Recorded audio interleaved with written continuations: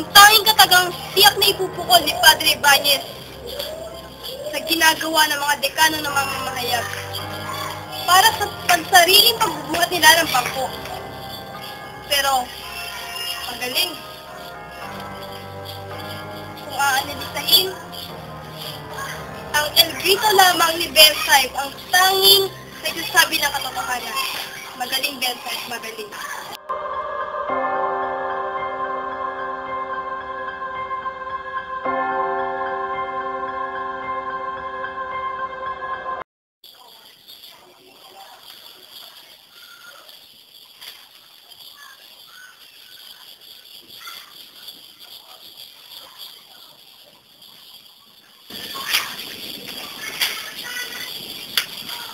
Wala ako pakialam paguluhan. Pero, aking pangamba, baka di napunta kura sa aking bazar. Teka, maaga pala ako ay sa aking paninda. Dahil baka nakaw aking mga pera.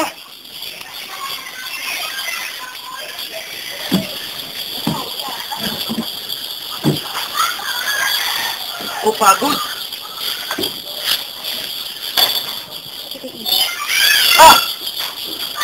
Tika! Ako nga pala punta kay Senyor Simon.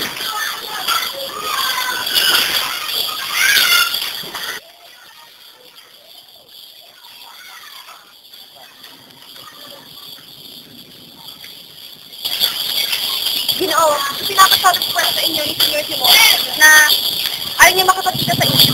Magbukas na lamang po kayong tindahan at ang mga bago na nangyayari. Ganun ba? Sige, salamat na lang.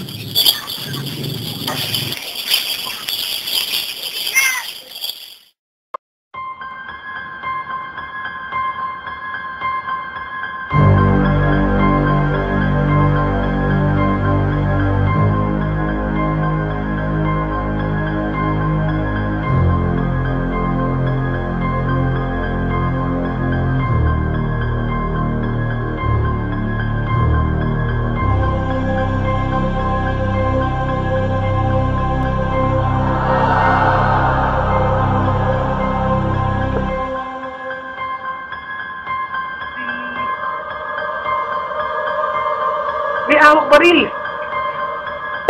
Kailangan ko takbo!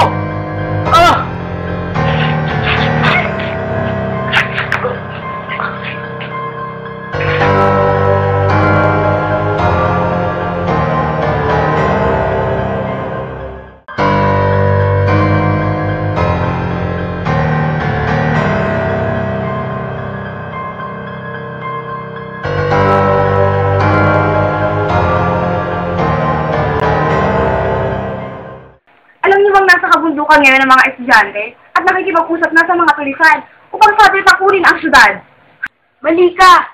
Nasa baybayin na ang barko ng mga Alemanya at sinasasakop sa atin. Pero, alam niyo ba na maraming pangkat na kabataan ang dumulog sa Malacanang? Alam ko yan Siguro sila yung mga kabataang hinuli. May dala daw kasi sila mga sandata.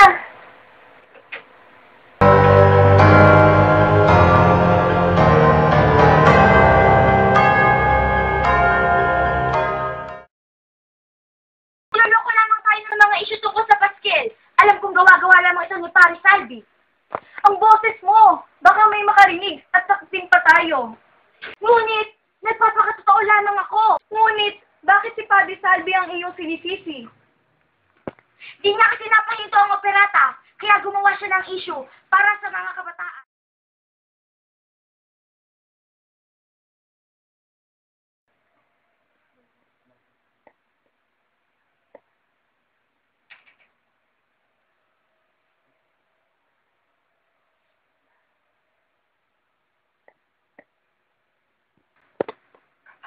Kapitan Tiago, si Padre rin ito!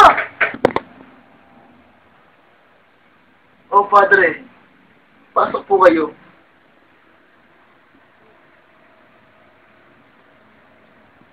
Padre, ano na po balita kay Basilio? Nasaan na po siya? Ang magaling mong ampon? Ayun! Dinukot dahil nakitaan siya ng mga dokumento. Ano? Si Basilio? Hindi maaari ito! Hindi maaari ito! Hindi maaari ito! Ah! Ah! Ah! Ah!